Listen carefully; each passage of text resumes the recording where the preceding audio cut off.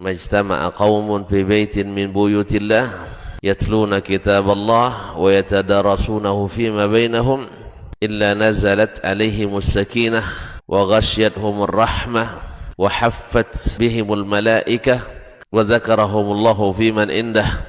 Tidaklah suatu kaum duduk di salah satu rumah Allah membaca ayat-ayat Allah dan sama-sama mempelajarinya kecuali turun kepada mereka as-sakinah, ketentraman dan kenyamanan. Wa ghasyiyatuhumur rahmah, dan mereka diliputi pula oleh rahmat, kasih sayang dari Allah Subhanahu wa taala. Wa haffat bihimul malaikah, dan mereka pun dikelilingi oleh para malaikat, karena malaikat suka majelis-majelis zikir dan ilmu. Wa dzakarahumullahu fiman indah, dan Allah akan banggakan sebut-sebut mereka di kalangan malaikat-malaikat yang ada di sisinya, di masyarakat atas. Mudah-mudahan kita termasuk yang sering disebut-sebut di sisi Allah, di kalangan para malaikat, dan di akhir majelis ini mudah-mudahan kita pula mendapatkan seperti yang tersebut dalam hadis qudsi, qumu maghfuran lakum, silahkan berangkat meninggalkan majelis ini dalam keadaan diampuni dosa-dosa kalian.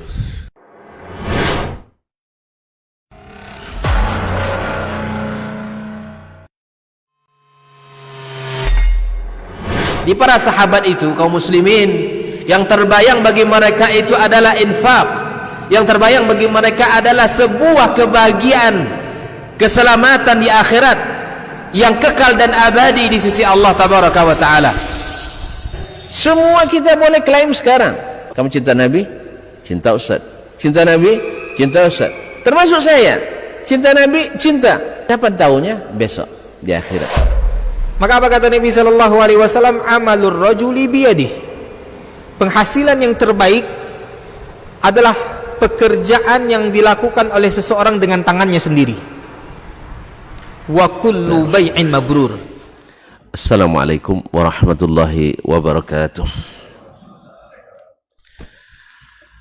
Innal hamdalillah nahmaduhu wa nasta'inuhu wa nastahdihi ونستغفره ونتوب إليه ونعوذ بالله من شرور أنفسنا وسيئات أعمالنا من يهده الله فلا مضل له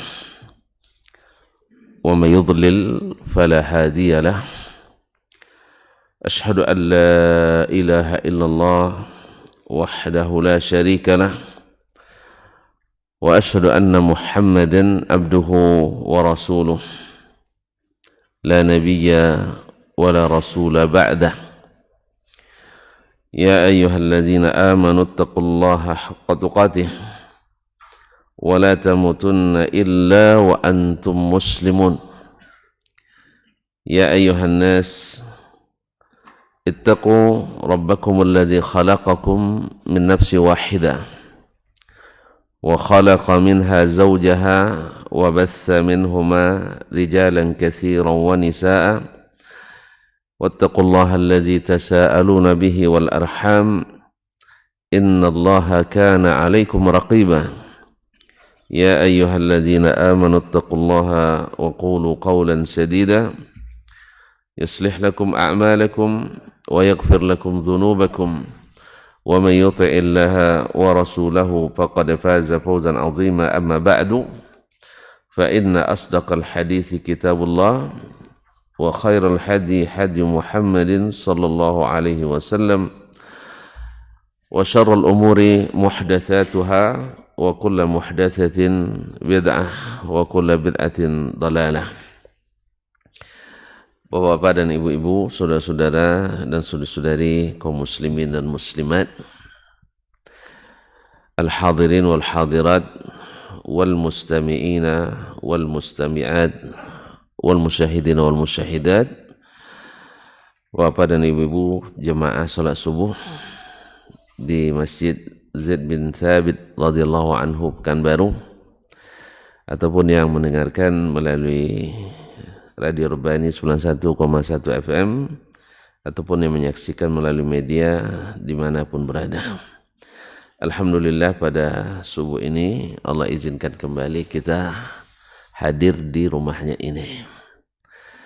Mudah-mudahan tak satu pun kita kecuali diberi apa yang telah yang dia janjikan berupa rahmat, barakah dan kebaikan.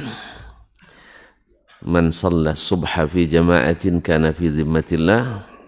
Siapa yang salat subuh berjamaah dalam jaminan Allah Subhanahu wa taala. Oleh itu mari kita bersyukur kepadanya atas nikmat yang diberikannya. Mudah-mudahan nikmat ini kita gunakan untuk yang membuat kembali nikmat semakin bertambah. Salawat dan salam kepada baginda Rasulullah sallallahu alaihi wasallam. Tak puas-puasnya kita, tak bosan-bosannya, karena kita memang sangat berharap dan rindu untuk bertemu dengannya, dan mudah-mudahan tidak tertolak cinta kita. Amin ya rabbal alamin. Allahumma salli ala nabiyyina wa habibina wa syafi'ina wa sayyidina Muhammad wa ala alihi wa sahbihi wattabi'ina lahum bi ihsanin ila yaumiddin. Wa ba'd. Kaum muslimin dan muslimat, bersama Imam Asy-Syafi'i rahimahullah rahmatan wasi'ah dalam bab Jumalul Fara'id, yaitu Al-Quranul Karim, menyebutkan beberapa kewajiban alal jumlah secara mujmal, secara garis besar. Lalu Nabi alaihi salatu wassalam menjadi mufassilnya, menjelaskan perinciannya, waktunya, bilangannya, sifatnya, kaifiatnya, dan berapa rakaatnya, seperti apa, dan seterusnya. Kemarin sudah dijelaskan oleh Imam rahimahullah ta'ala tentang salat, dan berkata beliau sampai kita pada perkataannya, akhbarana Ibnu Abi Fudaik telah menceritakan kepada kami di alinea 497, ya, telah menceritakan kepada kami Ibnu Abi Fudaik, yaitu Muhammad ibn Ismail ibn Abi Fudaik al-Madani, an ibni Abi Dhi'bin, dari Ibnu Abi Dhi'bin, yaitu Muhammad bin Abdurrahman ibn Abi Dhi'bin al-Madani, termasuk yang awal-awal menulis kitab Al-Muwatta seperti Imam Malik rahimahullah ta'ala, salah seorang fuqaha Madinah. An Uthman ibn Abdullah ibn Suraqah, dari Uthman bin Abdullah bin Suraqah ibn Malik. An Jabir ibn Abdullah, dari Jabir bin Abdullah ibn Amr ibn Haram al-Ansari al-Khazraji al-Madani. Dia bapaknya sahabat Nabi alaihi salatu wassalam. Anna Rasulullah sallallahu alaihi wasallam fi ghazwati Bani Anmar, bahwa Rasulullah sallallahu alaihi wasallam dalam peperangan Bani Anmar, kana yusalli ala rahilatihi mutawajjihan qibala al-masyriq. Beliau salat di atas kendaraannya menghadap ke arah timur. Kemarin sudah kita sebutkan bahwa kiblatnya orang Madinah dan yang sejajar dengannya atau sekitarnya adalah ke selatan. Ke selatan, karena Mekah posisinya di bagian selatan kota Madinah. Kalau di peta nanti Pak ini, di atas Madinah, di bawahnya Mekah. Nah, mana lebih dekat Mekah ke laut atau Madinah? Tengok dulunya ya. Nah, dekat lagi Makkah. Nah. Kaum muslimin dan muslimat dirahmati Allah SWT. Jadi di utaranya Madinah, berarti kiblatnya ke selatan. Tetapi Nabi salat menghadap ke timur, berarti tidak menghadap kiblat. Tidak menghadap kiblat. Di sini dipahami bahwa salat sunat dalam keadaan berjalan boleh tidak menghadap kiblat. Nah, tapi salat sunat ya, bukan salat wajib. Salat sunat. Sebagaimana salat wajib ketika dalam kondisi perang atau ketakutan yang bersangkutan, misalnya baik sedang lari atau sedang berkecamuknya peperangan, maka boleh juga solat di atas kendaraan sambil tidak menghadap kiblat. Misalnya pilot sekarang kalau menghadap kiblat terus sampai di Mekah nanti. Jadi dia kan tidak mungkin karena kecepatannya di atas kecepatan pesawat biasa. Jadi ketika dia dalam kondisi tidak mungkin turun, karena dalam kondisi tidak mungkin turun, maka dia salat menghadap kemanapun arah pesawatnya. Ya, kalaulah di atas onta, keledai, kuda, boleh salat di atasnya. Tentu di pesawat lebih boleh lagi dalam keadaan tidak mungkin turun. Dan demikian juga dengan orang yang dalam perjalanan yang jauh yang memakan 2 waktu salat atau lebih. Ya, misalnya kita ke Makkah, ke Madinah misalnya, atau kemanapun yang jaraknya di atas atau 8 jam ke atas, kadang-kadang memakan 2 waktu. Kalau tidak disolat di atas, kita tidak akan dapat bermunajat dengan yang maha di atas. Oleh sebab itu terpaksalah solatnya tetap di atas pesawat. Tidak mungkin pula kita minta sama pilot arahkan dulu ke kiblat sampai kami solat. Nah. Dan kalau seandainya kondisi kita sedang menuju ke Mekah, turun di Jeddah, insya Allah posisi kiblatnya agak pas lah, tinggal miring sedikit ke kiri. Nah, sedikit ke kiri itu sudah menghadap kiblat. Yang posisi pulangnya tidak mungkin kita menghadap kiblat. Oleh sebab itu dalam kondisi seperti ini, seperti yang pernah dibahas sebelumnya, dikecualikan, yaitu boleh menghadap tidak menghadap kiblat. Atau di dalam sedang naik perahu, ya, bukan kapal besar, perahu. Nah, perahu, apa pula kemudinya pegang punya Johnsonnya, salat harus dilakukan, maka boleh juga salat dalam keadaan tidak menghadap kiblat. Sebagian ulama mengatakan ketika takbiratul ihram dia menghadap kiblat, habis itu dia berputar ke arah tujuan kendaraannya. Nah, ini dalil yang digunakan oleh Imam Asy-Syafi'i rahimahullah tentang menghadap kiblat dalam salat sunat tidak syarat dan tidak syarat atau dibolehkan tidak menghadap kiblat sebagai rukhsah. Ma'asyarul kiram dirahmati Allah SWT. Misalnya sekarang kita juga misalnya dalam keadaan nyetir mobil misalnya, ya, kita salat sunat, maka salat di atas kendaraan menghadap kalau menghadap ke Bangkinang lah menghadap kiblat itu Pak, insyaallah. Kalau ke Bangkinang, ke Padang menghadap kiblat kita. Tapi yang posisinya menuju ke Dumai, menuju ke mana lagi? Ke Siak, Lawan, ke Kuansing ya Pak ya. Makanya salah Bapak, kampungnya tidak hadap kiblat. Kalau kami tidak, alhamdulillah kampung kami hadap kiblat. Kayaknya lebih bagus kamper kayaknya. Kaum muslimin dan muslimat dirahmati Allah. Tsumma berkata Imam Syafi'i akhbarana Muslim, telah menceritakan kepada kami Muslim, yaitu Muslim ibn Khalid Az-Zinji Abu Khalid Al-Makki, sebagai guru fikih pertama Imam Asy-Syafi'i di Makkah. Terkenal dengan fikihnya, dari sanalah kebanyakan ilmu fikih disalin oleh Imam Asy-Syafi'i rahimahullah ta'ala. Kemarin kita sudah panjang lebar bicara bahwasanya guru itu bukan fotokopi murid. Artinya kalau belajar Imam Syafi'i pada Ahmad, tidak mesti dia seperti Ahmad pendapat semuanya.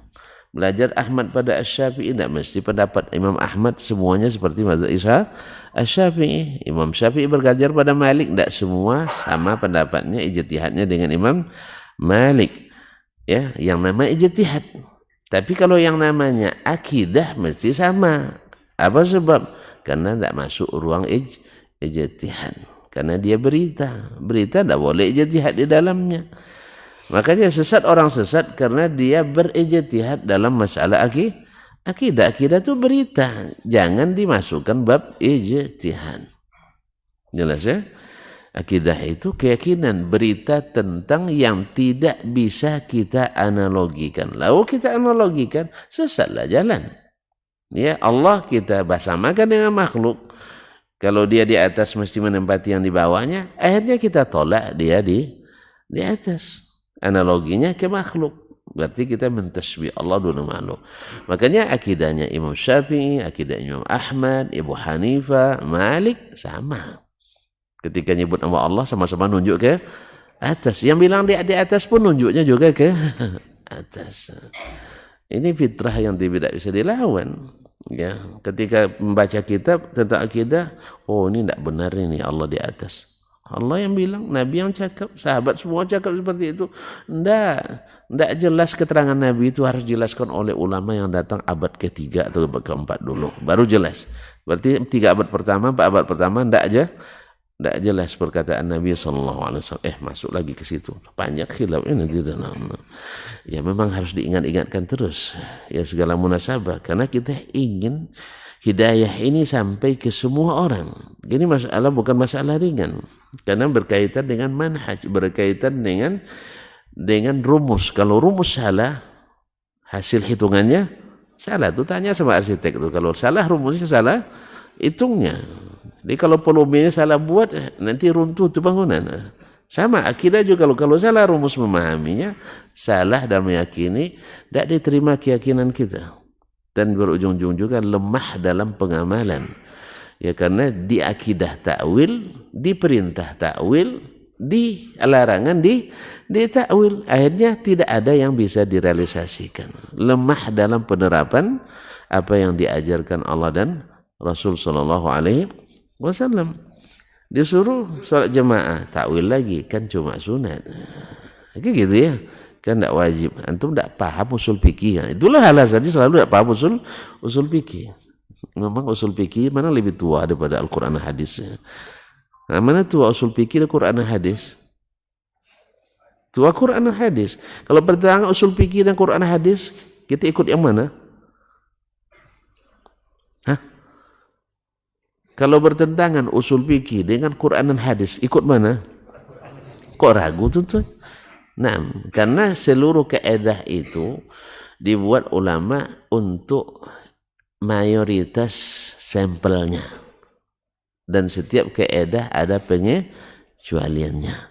Bertentangan kaidah bahasa Arab, nahwu sharab dengan bahasa Arabnya orang Arab. Mana yang kita ikut?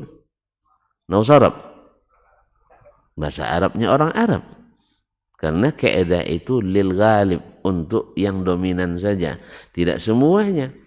Ini tidak dijadikan kaidah di atas dalil. Itulah sesatnya kita dalam berdalil. Karena kaidah dijadikan lebih tinggi dari dalil, sehingga akal menghukum dalil, bukan dalil menghukum akal. Akal itu balik itu. Itu sama nanti hasilnya, Pak. Sama hasilnya. Kalau kita akal dihukum oleh dalil, saudara kita yang lain dalil dihukum oleh akal.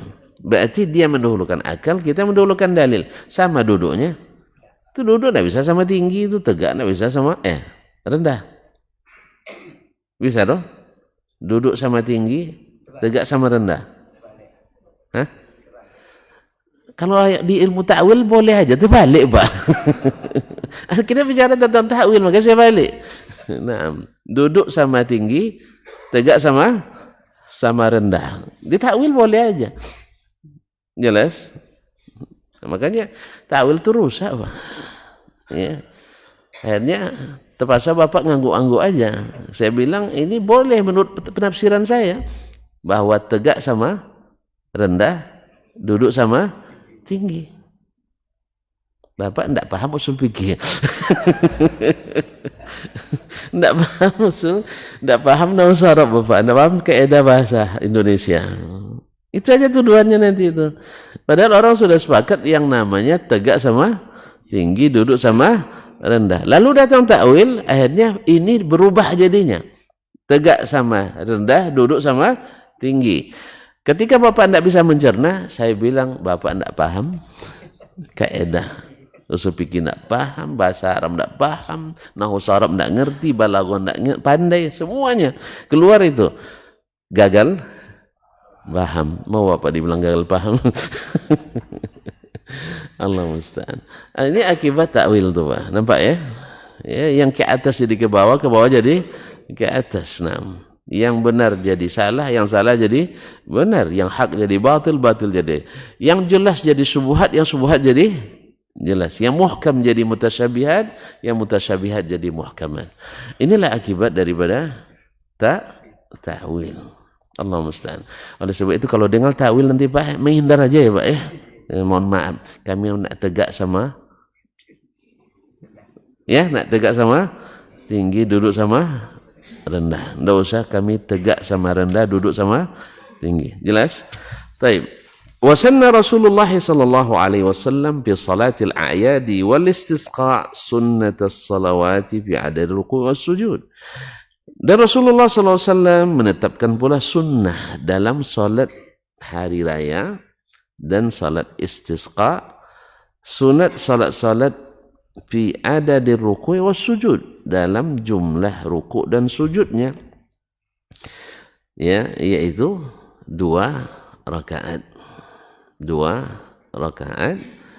dan subhanallah, antara istisqa dengan hari raya kan sama, khutbahnya juga setelah salat. Nah, khutbah setelah salat dan diutamakan salatnya lebih panjang dari khutbahnya. Sekarang banyak bertanya, khutbah sekarang kok lama-lama Ustaz? Iya kan? Sebabnya kita lambat ngertinya sekarang. Ya kata dia lah, tegak nak sama rendah, duduk nak sama tinggi, sehingga pembahasannya agak lebih panjang. Apalagi kalau dulu Nabi pakai bahasa Arab langsung dipahami.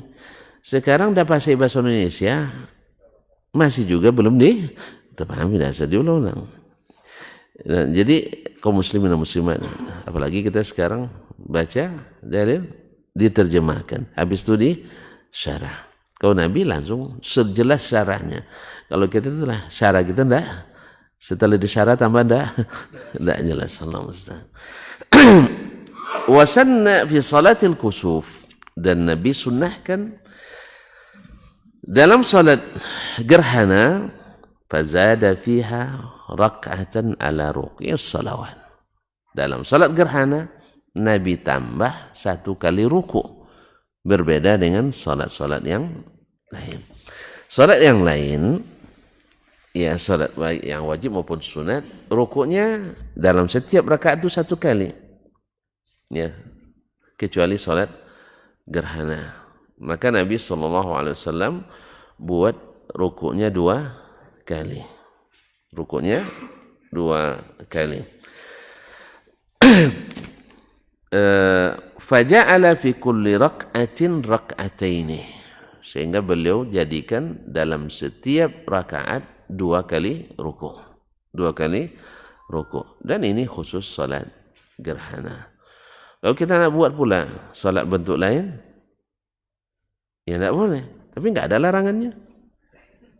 Nah, ya kan tidak ada larangannya. Kan itu alasan kita selalu, ya sekarang saya kalau gerhana dulu beda dengan gerhana sekarang. Misalnya kan, lalu kita buat kalau gerhana di musim panas, rukunya 4 kali. Gerhana musim dingin, rukunya 3 kali. Bagaimana? Tidak boleh. Kenapa tidak boleh? Mana dalil yang melarang? Hah? Masa sholat tidak sesuai dengan petunjuk? Nah, menambah rukuk. Rukuk baik apa tidak? Baik. Ini masa rukuk tidak baik? Niat saya melakukannya baik apa tidak? Baik juga. Masa niat baik, amalan baik, di bulan baik, tidak diterima oleh yang maha baik? Nah itu kan, mana dalil yang melarang? Ini kalau itu selalu begitu, mana dalil yang melarang? Ini sebenarnya kaum muslimin dan muslimat rahmati Allah. Makanya perlu juga diulang-ulang terus bahwasanya asal muasalnya ibadah itu terlarang. Terlarang. Sebelum ada dalil yang membolehkan. Dan asal muasalnya urusan duniawi itu boleh sampai ada dalil yang melarang. Makanya kalau untuk urusan duniawi tidak perlu tanya dulu, kerjakan aja. Kalau ada yang melarang baru tanya apa dalil melarangnya. Kecuali yang sudah maklum terlarang, kan ada yang sudah maklum terlarang. Khamar dah tahu kita terlarang itu. Narkoba tahu kita terlarang. Bawa istri orang, tidak ada pun syariat pasti kita tahu itu terlarang. Namanya aja barang larangan itu. Tidak boleh kita bawa. Jelas? Bawa anak gadis orang, tidak ada SIM. Boleh? Tidak boleh juga. Jadi kita tahu semuanya itu. Atau bawa suami orang. Boleh apa tidak? Ya tidak boleh. Itu semuanya kan kita tahu semuanya. Andainya tidak ada dalil pun kita sudah tahu, apalagi ada dalilnya. Judi dah tahu kita. Jadi maksudnya pada hukum asalnya mubah semuanya. Dan kita secara naluri dah tahu bahwa ini sendal orang. Tidak sendal saya, tahu kita itu tidak boleh dibawa. Kan gitu? Tidak ada orang tidak tahu bahwa sendal orang tidak boleh dibawa kecuali itu berizin dah. Semua tahu itu. Kecuali ada hukum lain yang ditetapkan bahwa sendal kalau udah sampai masjid milik bersama. Nah, saya yakin tidak ada yang bawa sendal baru ke sini tuh. Pasti sendal swallow aja yang akan ada di masjid ini. Tapi karena tidak ada hukum itu, sehingga ada juga berani bawa sendal yang lumayan, yang baru, yang mahal dan sebagainya. Nah, sehingga ada pula tempat penitipan sandal dan sepatu. Kenapa? Karena orang sebagian kena syubhat. Ya, ambil baiknya, buang buruknya. Dibawa yang buruk ke sini, diambilnya yang baik-baik, bawa pulang. Allah musta'an, salah dengar kaji. Salah dengar kaji. Karena makanya hal-hal seperti ini kadang-kadang harus tuntas jelaskan. Yang mana yang buruk, mana yang baik, yang mana yang boleh, mana yang tidak. Allah musta'an.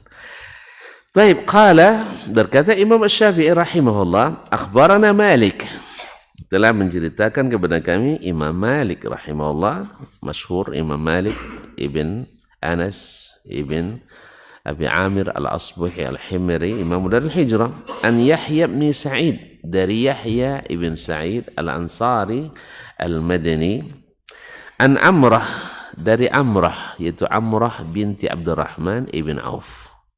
Ini anak orang kaya nih, tapi jadi ulama besar. Abdurrahman bin Auf, masih lupa?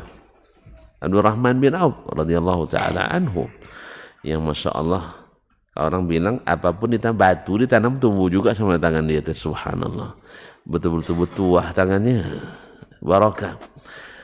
Karena apa? Karena memang tangannya juga subhanallah, tangannya itu cepat ininya, tidak pernah megang lama-lama. Infaknya tidak terhitung. Ada yang coba mengkalkulasikan, kalau dikonversikan dengan rupiah, yang infak beliau itu tidak kurang dari 700 miliar lebih, ya, 700 miliar lebih sampai dia meninggal. Kalau ukuran itu sudah sampai 700 miliar, banyak tak? Itu pun hartanya ketika dia meninggal, sehari orang memotong emas untuk dibagi ke ahli waris, tidak selesai. Padahal sudah wasiat juga sebelum meninggal. Wasiat sebelum meninggal berapa ekor mah? 3.000 ekor kambing. Terus 1.000 sapi. Berapa duitnya tuh? Ini yang kambing kan ada dekatnya sapi. 1.000 berapa? 1.000 ekor sapi kali 17 juta. Betul 17 juta. Hah? Kambing, bukan kambing, sapi. Tidak tahu harganya, belum tahu. Gampang sebenarnya hitung tuh. peserta korban masing-masing berapa? Kali 7. Tambah operasional.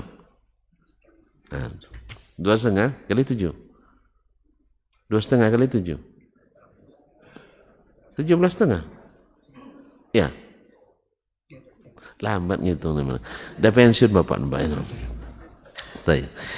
Kaum muslimin dan muslimat. Amrah bintu Abdurrahman ibn Auf Az-Zuhri. An Aisyah, dari Aisyah ummul mukminin, dia takhasus banyak belajar pada ibu kita Aisyah radhiyallahu taala anha. An Nabi sallallahu alaihi wasallam, dari Nabi sallallahu alaihi wasallam. Naam. Qala wa akhbarana Malik an Hisham an abihi an Aisyah radhiyallahu taala anha an Nabi sallallahu alaihi wasallam, dan disampaikan pula oleh Imam Malik kepada kami an Hisham, dari Hisham, yaitu Hisham bin Urwa bin Zubair ibn al-Awwam al-Asadi, an abihi, dari bapaknya Urwah ibn Zubair. Urwah ibn Zubair, kalau tuan-tuan masih ingat, kan salah satu dari 4 orang yang berdoa di Hijr Ismail itu ya. Yang satu ingin jadi khalifah, yang satu ingin jadi gubernur, satu jadi ulama besar, yang satu ingin diampuni dosanya. Alhamdulillah, semuanya terkabul doanya, kecuali yang keempat, karena di akhirat dan tahunya. Dan kata Imam Nuhaj, kata para ulama, perawi dan pensyarah, insyaallah juga terkabul. Abdullah bin Umar, siapa orangnya, kaum muslimin. An abihi, dari Aisyah radhiyallahu anha, Nabi sallallahu, dari Nabi sallallahu alaihi wasallam, seperti itu juga. Qala Malik an Zaid bin Aslam, berkata Imam Syafi'i rahimahullah, dari Imam Malik, dari Zaid ibn Aslam al-Adawi, Zaid ibn Aslam al-Adawi maula Umar bin al-Khattab radhiyallahu anhu, an Atha ibn Yasar, dari Atha ibn Yasar al-Khurasani, an Ibn Abbas, dari Ibn Abbas, Abdullah bin Abbas ibn Abdul Muttalib, dari Nabi sallallahu alaihi wasallam, mithlahu, seperti itu juga. Qala fahuki an Aisyah wa Ibn Abbas, berkata Imam Syafi'i rahimahullah taala, dihikayatkan dari Ummul Mukminin Aisyah radhiyallahu taala anha wa Ibn Abbas, dan juga Ibn Abbas, fi hadhil ahadis, dalam hadis-hadis ini yang dia sebutkan sanadnya tadi, salatun Nabi sallallahu alaihi wasallam, salatnya Nabi sallallahu alaihi wasallam, bilafdhin mukhtalif, dengan lafaz yang sedikit berbeda, wajtama'a fi hadithihi ma ma'an, namun makna yang substansial di dalamnya terhimpun atau sama. Annahu, bahwa Nabi sallallahu alaihi wasallam shalla salatal kusufi rak'ataini fi kulli rak'ati rak'atain. Bahwa Nabi sallallahu alaihi wasallam salat kusuf, itu gerhana matahari, 2 rakaat, dan dalam setiap rakaat 2 kali rukuk. 2 rakaat, dalam setiap rakaat 2 kali rukuk. Ma'asyiral kiram yang dirahmati Allah Subhanahu wa taala. Jadi dia sebutkan sanadnya dulu dan maknanya sama. Ini menunjukkan bahwasanya meriwayatkan hadis dengan makna dari seorang yang faqih itu diterima. Yang intinya adalah bahwa Nabi sallallahu alaihi wasallam salat di gerhana matahari 2 rakaat, dan setiap rakaat rukuknya 2 kali. Ini juga perincian lagi yang tidak ada dalam Al-Quranul Karim. Dalam Quran umum, wa aqimu as-salah, dirikan salat. Dan banyak salat yang didirikan. Yang fardu 5 waktu sekali semalam. Kemudian ada salat sunat-sunat rawatib yang mengiringinya. Ada salat-salat sunat yang lain seperti yang dijelaskan oleh Imam kita Asy-Syafi'i rahmatullahi taala alaih. Wa qala Allahu fi shalah. Kemudian Allah Subhanahu wa taala berfirman tentang salat juga. Innas salata kanat 'alal mu'minina kitaban mawquta. Sesungguhnya salat itu wajib bagi orang beriman dalam waktu yang ditentukan. Berarti wajib bagi orang beriman pada waktu-waktu yang ditentukan. Fabayyana Rasulullah sallallahu alaihi wasallam, mana waktu yang ditentukan itu? Kan Allah bilang waktu yang ditentukan. Mana? Dalam sunnah Nabi sallallahu alaihi wasallam. Itu tandanya bahwasanya sunnah itu dibutuhkan untuk memahami Al-Quranul Karim. Takkan paham Al-Quran kecuali dengan sunnah Nabi SAW. Siapa yang memahaminya di luar konteks sunnah Nabi pasti akan menyimpang daripada pemahaman yang benar. Ma'asyarul kiram. Fabayyana Rasulullah sallallahu alaihi wasallam anillahi tilkal mawaqin. Rasulullah sallallahu alaihi wasallam menjelaskan ya dari Allah waktu-waktu itu. Allah juga yang sebutkan tapi dalam bentuk sunnah. Wa sallas salawati di waqtiha. Lalu Nabi sallallahu alaihi wasallam menunaikan salat-salat itu pada waktu yang ditentukan. Malam tadi beliau Isra dan Mi'raj. Besoknya Jibril turun. Lalu beliau salat bersama Nabi sallallahu alaihi wasallam di awal waktu sehari itu. Besoknya lagi turun, beliau salat di akhir waktu. Lalu dia katakannya ma baina hadaini as-salah. Waktu salat antara dua waktu ini. Artinya apa? Bila seandainya imam menghendaki salat itu ditakhirkan, maka itu dibolehkan.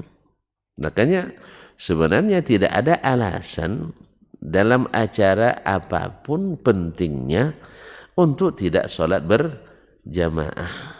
Kecuali karena memang tidak disiapkan tempatnya. Itu masalahnya. Tapi kalau dijadikan dia agenda penting kita, pasti disiapkan tempatnya. Jelas? Misalnya kita sewa acara seminar nasional, internasional di sebuah hotel mewah misalnya. Cari yang ada masjidnya. Oh mahal bayarnya Ustaz, kadang yang ada masjid katanya kan. Ini kalau ada masjid mahal tidak mau kita, tapi kalau hotel mahal, mau, itu masalah. Taib, tidak ada masjid, ruangan. Ya, ada auditorium besar atau apa istilahnya di hotel tuh, ballroom, maksudnya bal itu bola kan. Jadi ruangan bola gitu ya. Saya tidak tahu, sementara orang tunjukkan. Walaupun saya guru bahasa Inggris dulu, tapi saya tidak paham. Bola kan, ruangan, berarti ruangan sepak bola gitu ya. Saya tidak tahu. Tak kenapa, mungkin itu sebabnya. Atau mezanin misalnya dan sebagainya. Silakan disewa ruangan untuk salat. Atau misalnya bawa anggota salat di masjid yang dekat dengan hotel biar gratis. Kan tadinya kalau di hotel bayar jadi kan. Iya enggak? Masuk masjid memang enggak bayar Ustaz. Tapi masuk lokasi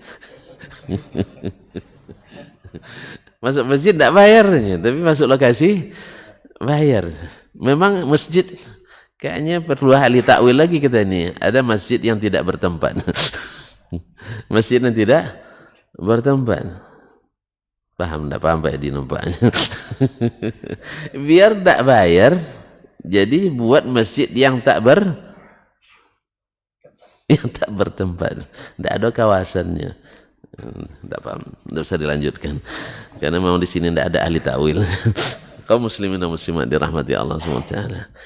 Jadi salat. Nah, andainya ya kita kan ada kadang pembahasannya kalau diputus tak ini ya, tak susah dilanjutkan. Tidak apa-apa. Lanjutkan dulu. Waktu itu ada 3. Ada waktu muwassa, ada mukhayyar, ada mudayyak. Dan semua itu boleh salat dalamnya. Boleh enggak? Boleh. Makanya ketika salat maghrib, orang langsung qomat alasannya alasan waktu pendek. Enggak ada alasan waktu pendek. Dalam mazhab, baik mazhab yang membagi maghrib 2 waktu atau mazhab membagi maghrib 3 waktu, enggak ada pendeknya. Bedanya dengan subuh ini hanya bedanya dengan subuh hanya 5 menit atau 7 menit saja. Padahal subuh lama kita nunggu kan, maghrib tak pakai menunggu. Nah, tapi kalau seandainya Bapak salat di masjid yang tidak nunggu, jangan dipaksa pula, direbut pula mikrofonnya, jangan ngaji dulu, ajak ngaji gitu. Ini kadang-kadang nih orang ini salah paham pula. Bukan dipaksakan. Sampai hatinya menerima. Kalau belum hatinya biarin aja dulu, tapi masukkan terus banyak ruginya Pak. Kalau kita azan langsung qomat. Sebab bapak tuh baru selesai olahraga, kalau langsung komat tidak datang dia ke masjid. Ya datang pun nanti menyusahkan awak juga. Orang habis berkeringat begitu, berdiri samping kita. Akhirnya dia mengerti sendiri. Kalau gitu saya tidak salat berjamaah aja lah, kan cuma sunat. Itu lagi kan. Dapat dia alasan. Nah, makanya orang kan selesai, rata-rata olahraga selesai kan maghrib banyak kan. Iya. Orang pulang kerja sampai di rumah maghrib juga. Tiba-tiba azan langsung kamat. Ada alasan dia untuk berlama-lama. Akhirnya, dinginkan badan dulu. Nah, gitu lagi kan. Dinginkan badan dulu, habis itu duduk di kursi santai. Akhirnya hilang sampai isya. Ya. Tapi kalau kita tunggu, insya Allah, alhamdulillah masih terkejar. Mandi dia segera, habis itu ganti baju ke masjid. Pas sampai di pintu masjid, Allahu Akbar, alhamdulillah, dapat takbiratul ihram. Tapi kalau tidak ditunggu, dicobanya juga sampai di situ, Assalamualaikum warahmatullahi. Sebenarnya tidak apa juga sebenarnya. Karena kalau harus juga dikasih dia obat, yaitu berupa hadis, siapa yang datang ke masjid untuk sholat berjamaah lalu didapatkan orang sudah usai, dia tetap dapat pahala berjamaah. Ya. Tapi simpan itu dulu, nanti untuk yang terlambat aja kasih. Kalau yang dari awal dikasih ini dipayah kita. Nah, paham tak? Jadi ada hadis yang tak boleh kadang disampaikan, ya kecuali di saat diperlukan. Ini adalah segembira nampaknya dapat hadis ini. Kaum muslimin wasallam. Baik. La ilaha illallah Muhammadur Rasulullah. Fabayyana Rasulullah sallallahu alaihi wasallam anillahi tilkal mawaqit, lalu Rasulullah SAW menjelaskan kepada kita waktu-waktu itu dari mana keterangannya? Dari Allah juga, yaitu 2 waktu awal dan waktu akhir. Nah, Jibril yang mengajarkan ke Nabi alaihi salatu wassalam. Wa shalla salawati li waqtiha. Sejak itu Nabi salat 5 waktu tepat waktu.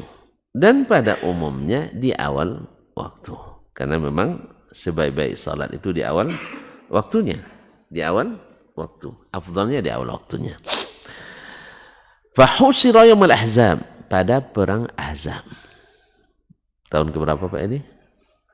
Tahun ke-8, perang Ahzab, bukan perang Azab.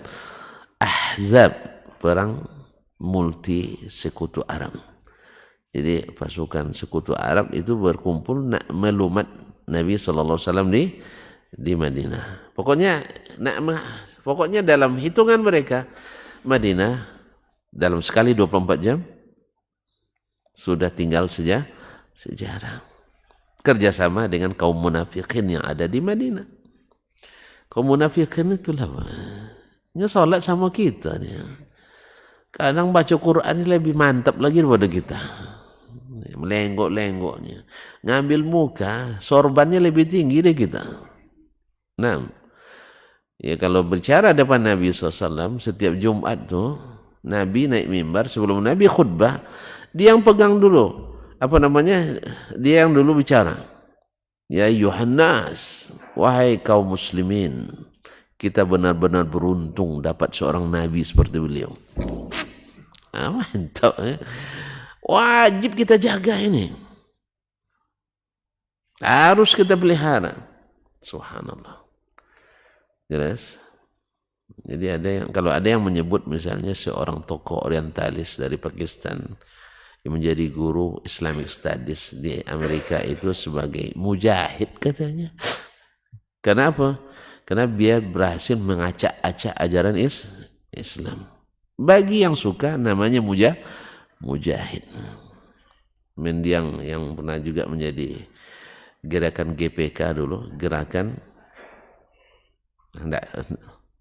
lupa tuan-tuannya, dia menamakan gerakan pembaruan pemikirannya, gerakan istilahnya, tapi kami melesetkan waktu itu gerakan pengacau keamanan atau keimanan, gerakan pengacau keimanan. Itu dianggap sebagai mujtahid, ya mujtahid mutlak pula barangkali itu ya. Yang mana menghidupkan sekularisme, liberalisme di negeri ini. Dan kerusakannya luar biasa, daya rusaknya luar biasa. Karena memang orang cerdas. Orang cerdas itu subuhatnya lebih dahsyat. Karena memang subuhat itu selalu lahir dari orang cerdas. Jangan bilang subuhat dari orang tidak hebat. Asli orang hebat. Dan kadang-kadang diberikan posisi dan tempat. Ma'asyiral kiram dirahmati Allah SWT. Jadi kaum munafikin orang-orang cerdas. Pandai berretorika. Al-Quran sendiri menceritakan. Wa idza ra'aitahum tu'jibuka ajsamuhum. Kalau kau lihat tampilan mereka membuat kalian terkesima, takjub. Kemudian wa yaqulu tasma' liqaulihim. Bila mereka bicara, kalian khusyuk mendengarnya. Seolah-olah Imam Mahdi turun ke bumi ya untuk mengajarkan kita. Allah musta'an. Itu karena hebat retorikanya. Makanya kaum muslimin disinilah pentingnya ilmu. Kalau ilmu, retorika itu tak akan mengganggu. Tapi kalau tidak berilmu, payah. Kemarin saya di Bintan, Mbak. Saya tanya salah seorang jemaah tentang bulan-bulan haram. Ya, siapa yang tahu? Angkat tangan. Karena lalu ada menunjuk, saya tahu Ustaz. Bilang, bulan apa? Rajab. Lalu katanya Muharram. Enggak, saya bilang Sya'ban, saya bilang. Saya sengaja untuk menguji, memalingkan dia. Dia bilang Rajab, Muharram. Enggak, Rajab, Sya'ban, dia bilang. Habis itu Ramadan. Enggak mau juga. Sampai 3 kali tetap Muharram dibilangnya. Enggak mau bilang Sya'ban. Kenapa antum bisa? Harusnya berurutan, saya bilang. Enggak, yang benar adalah Rajab. Enggak, bukan Muharram. Zulqa'dah, Zulhijjah, Muharram. Jelas? Akhirnya saya bilang, saya sengaja tadi, karena orang yang lemah ilmunya, sedikit subuhat. Kan subuhatnya, pasti subuhatnya. Mana yang lebih hebat Ustaz Dasman daripada dia? Misalnya katanya. Kan itu subuhatnya. Hebat lagi Ustaz Dasman dari Imam Syafi'i. Kan itu subuhatnya. Tentu orang akan bilang tidak mungkin Dasman lebih hebat dari Imam Syafi'i. KO langsung tuh, bukan KO, TKO. Iya, itu didiskualifikasi langsung, tidak bisa dibandingkan. Ini kan cara ahlul ahwa, ahlul subuhat itu bikin gitu. Dia adunya Syekh Albani misalnya Imam Bukhari. Tentu Bapak lebih. Pak, ibarat main bola, Pak. Kalau Pak adu Pak Ronald dengan Ronaldinho misalnya, ya, ini kita tidak bicara halal haram sekarang. Andainya Bapak disuruh untuk memilih, kalau menang hadiahnya 1 miliar, Bapak pilih yang mana? Pak Ronald apa Pak Ronaldinho? Ronaldinho, tagu nih, dikiranya ini masalah serius ini. Kita berandai-andai ini Pak. Bapak belum ngaji. Belum ngaji, tidak tahu bertaruh itu haram kan itu ya. Sekarang disuruh, atau contoh lain lah Pak, bikin contoh lain Pak. Ya. Aku sengaja tadi nak supaya agak familiar sedikit kan. Rupanya salah paham beliau. Pak, tidak jadilah Pak. Pasti kalau dia adu pemain kelas internasional, ya, legendaris.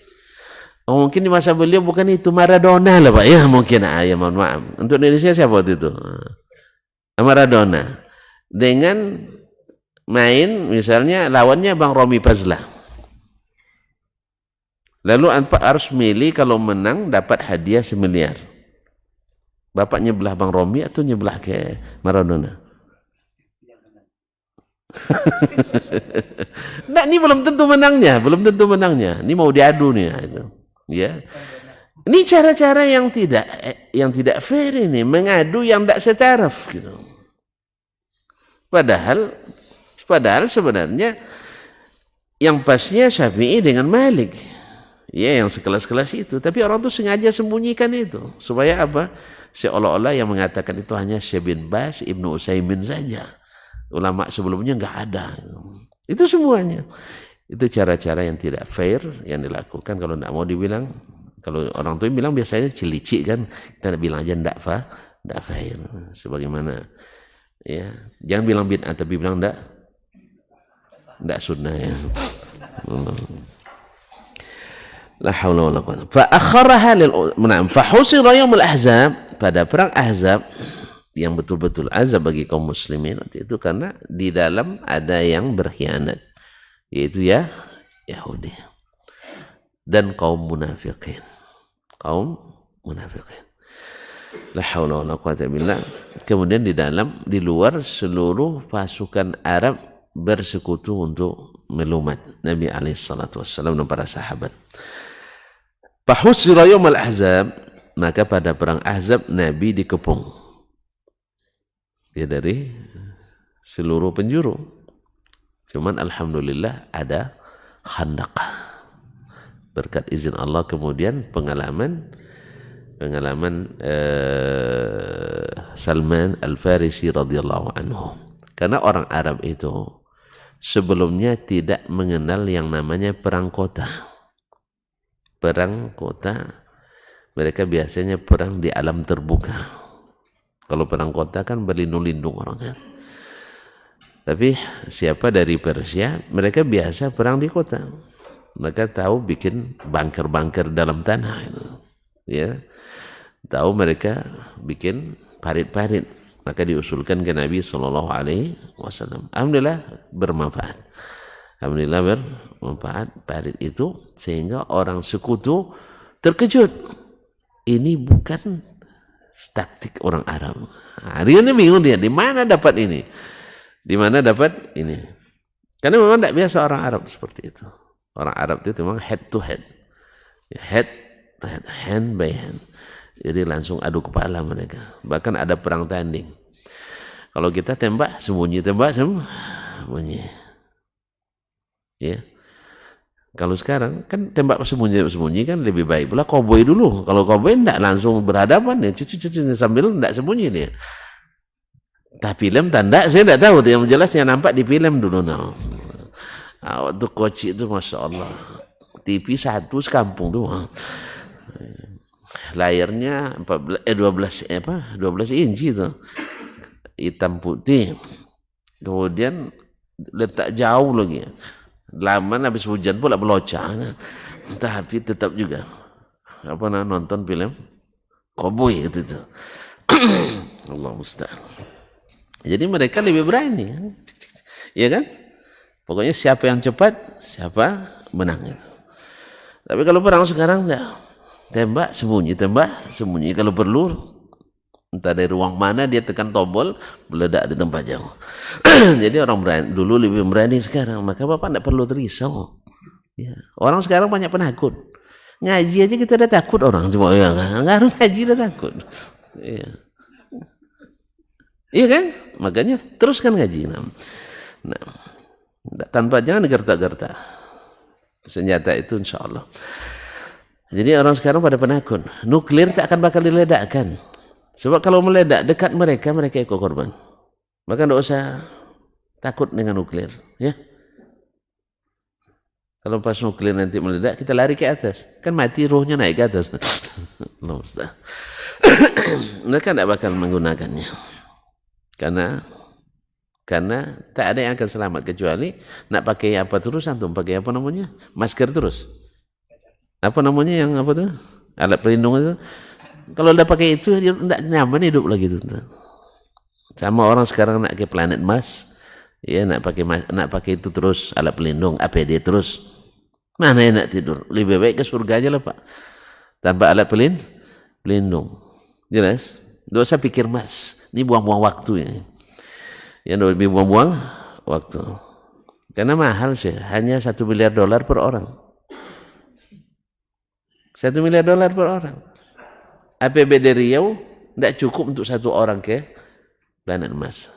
Nanti betul pula kita gara-gara siapa yang nak berangkat nanti. Tak gubernur, tak nak wakil, tak ketua DPRD dan sebagainya. Oleh sebab itu untuk saat ini, untuk mikir ke Mars, tutup saja filenya dulu. Tidak ada SPPD untuk ke situ. Dana tidak cukup doh. Utangnya belum terbayar. Utang belum? Bikin risau kita. Tapi kaum muslimin dan muslimat dirahmati. Fa akharaha lil uzur. Lalu Nabi lambatkan salat karena uzur. Hatta shalla adh-dhuhra wal 'asra wal maghrib wal isya' fi maqamin wahid. Sampai Nabi sholat zuhur, asar, maghrib, isya di satu waktu. Bagaimana kisahnya? Tunggu seri berikutnya. Terima kasih teman-teman. Subhanakallahumma hamdik asyhadu an la ilaha illa anta astaghfiruka wa atubu ilaik. Wassalamualaikum warahmatullahi wabarakatuh. Majtama'a qaumun fi baitin min buyutillah yatluna kitaballah wa yatadarasunahu fima bainahum illa nazalat alaihimus sakinah wa ghasyiyatuhumur rahmah wa haffat bihimul malaikah wa dzakarahumullahu fiman indah. Tidaklah suatu kaum duduk di salah satu rumah Allah membaca ayat-ayat Allah dan sama-sama mempelajarinya kecuali turun kepada mereka as-sakinah, ketentraman dan kenyamanan, wa ghasyiyatuhumur rahmah, dan mereka diliputi pula oleh rahmat, kasih sayang dari Allah Subhanahu wa taala, wa haffat bihimul malaikah, dan mereka pun dikelilingi oleh para malaikat. Karena malaikat suka majlis-majlis zikir dan ilmu. Wa dzakarahumullahu fiman indah, dan Allah akan banggakan sebut-sebut mereka di kalangan malaikat-malaikat yang ada di sisinya, di masyarakat atas. Mudah-mudahan kita termasuk yang sering disebut-sebut di sisi Allah di kalangan para malaikat, dan di akhir majlis ini mudah-mudahan kita pula mendapatkan seperti yang tersebut dalam hadis qudsi, qumu maghfuran lakum, silahkan berangkat meninggalkan majlis ini dalam keadaan diampuni dosa-dosa kalian.